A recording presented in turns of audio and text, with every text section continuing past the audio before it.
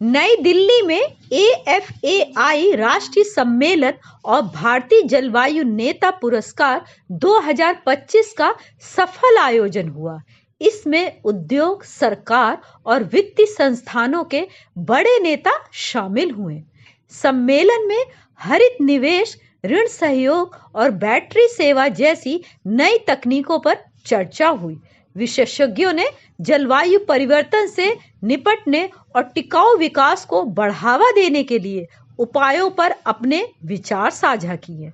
AFAI अध्यक्ष श्री ज्योति प्रकाश गाडिया और श्री आशीष अग्रवाल ने कार्यक्रम की अध्यक्षता की और पर्यावरण अनुकूल परियोजनाओं को आगे बढ़ाने पर जोर दिया। भारतीय जलवायु नेता पुरस्कार 2025 के तहत स्थायी वित्त और स्वच्छ तकनीक में बेहतरीन काम करने वाले संगठनों को सम्मानित किया गया। यह पुरस्कार भारत को हरित और टिकाऊ भविष्य की ओर ले जाने के प्रयासों को सराहना देता है।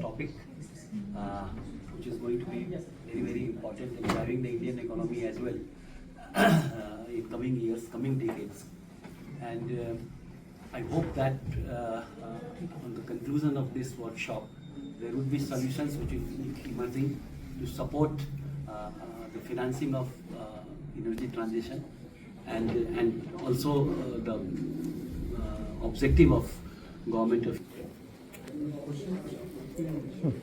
सर, जो भारत के जो जलवायु परिवर्तन है उनके लक्ष्यों को प्राप्त करने के लिए जो ग्रीन जो फाइनेंस है वो कितना इम्पोर्टेंट है?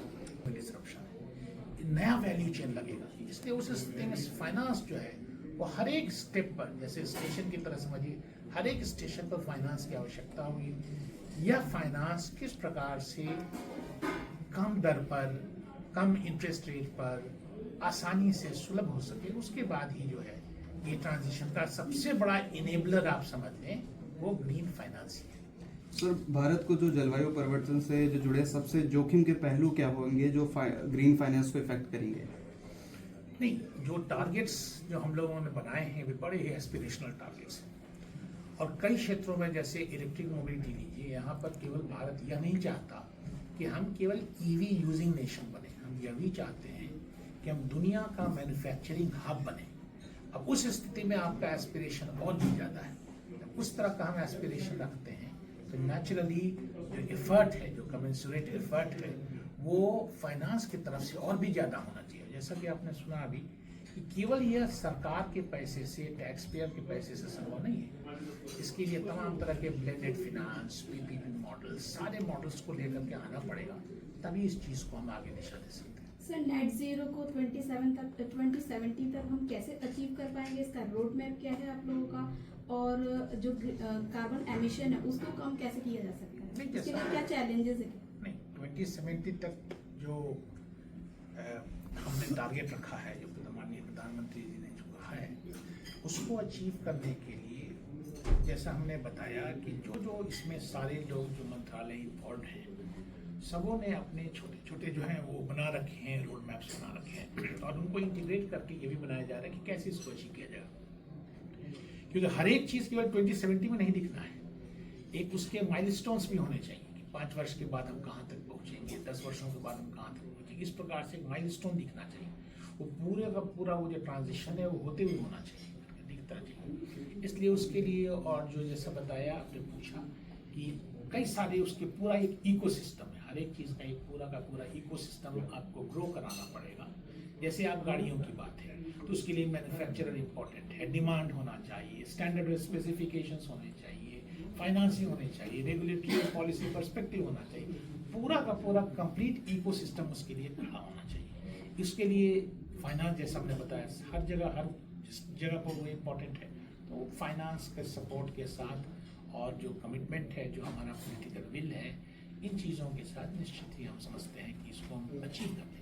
सर, आपने इलेक्ट्रिक मोबिलिटी की बात की, तो बट अभी बहुत सारे चार्जिंग पॉइंट्स ऐसे हैं जो रिन्यूएबल सोर्स बेस्ड नहीं है, उसको दूर करने के लिए गवर्नमेंट का क्या इनिशिएटिव और क्या हमारे पास ऐसा कोई डाटा है जो हमें ये बता पाए कि एग्जैक्टली कितने ऐसे व्हीकल्स होंगे जो चार्जिंग स्टेशन के थ्रू जब चार्ज भी कर रहे हैं तो वो रिन्यूएबल सोर्स का यूज कर रहे हैं, ये नहीं कि सिर्फ वो ईवी बेस्ड हो। Nishant ji, you can also take Nishant Arya sir, because आपका ज़्यादा हैंड्स ऑन एक्सपीरियंस। नहीं, इसमें एक्चुअली क्या है कि जब ग्रिड के अंदर हमारे पास लगभग 500 गीगावाट का पावर है blended from all different sources, उसके अंदर मोर देन 1/3 पावर जो है रिन्यूएबल का है ऑलरेडी।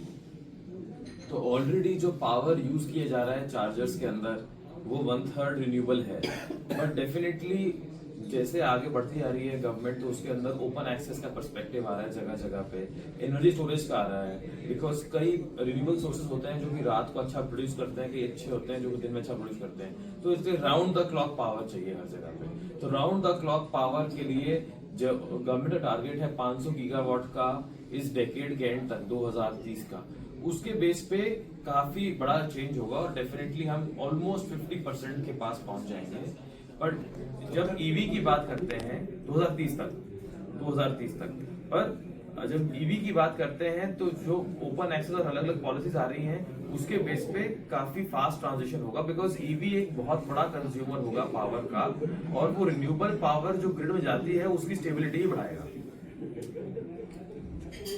ये जो आपने कुछ अवार्ड्स की बात की है, इंडियन क्लाइमेट लीडर अवार्ड, इसके बारे में कुछ बताएंगे? Ashish. Yeah, so FAI is the national body for the financial advisors of India. This initiative which the FAI taken for the Green Finance and Investment Summit. So the idea was just to recognize the people or the corporates those are doing wonderful in the green sector. So we have categorized awards in 5 categories. One is for financial institutions, mainly the banks and NBFCs. Those are doing well in the green finance sectors.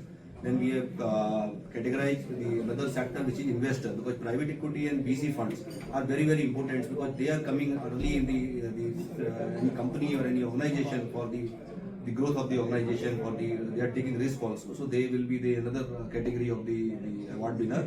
And the third is the sector which is industry like solar, wind and hydrogen and biofuel.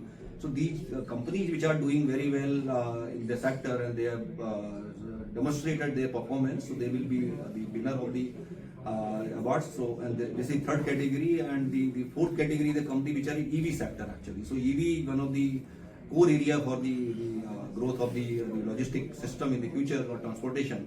So the EV company which are into passenger vehicle and the commercial vehicle. So we have divided in two parts. So they will be we have recognized those players those are doing well. So we got something around 45 nominations from the different category of the companies or the financiers.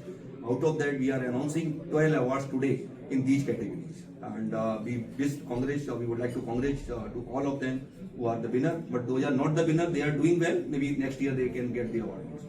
खाली आशीष जी की बात को आगे बढ़ाते हुए खाली हमारा ये गंतव्य था या मंतव्य था कि सर कि आज के दिन क्लीन टेक में बहुत कुछ काम करना बाकी है और बहुत सारी कंपनियां अच्छा काम कर रही है, और आप लोगों को सबको पता कि कितने लिमिटेड रिसोर्सेज में हम काम कर पा रहे हैं। हमारे पास अभी नई नई से टेक्नोलॉजी अभी इवॉल्व हो रही है, हमको सेक्टर हम ठीक से समझ रहे हैं, पॉलिसी मेकर को भी अभी तक पॉलिसी के बारे में ठीक से नहीं पता है, हम काम करते करते सीख रहे हैं। तो उसके अंदर में हमको नए जो यंगस्टर या नई जो कंपनियां जो इस तरीके के रिस्क टेकिंग एबिलिटी के अंदर आके जो अपना काम करना चाह रही है और इसको बढ़ावा दे रही है, तो हमें लगता है कि सर हम सबका एक साथ होना चाहिए कि हम उसको इनकरेज करें, इस तरह की मुहिम को इनकरेज करें और उन लोगों को एकदम Association of Financial Advisors of India for organizing this day-long session on green finance, investment and achieving net zero ambition by the year 2070.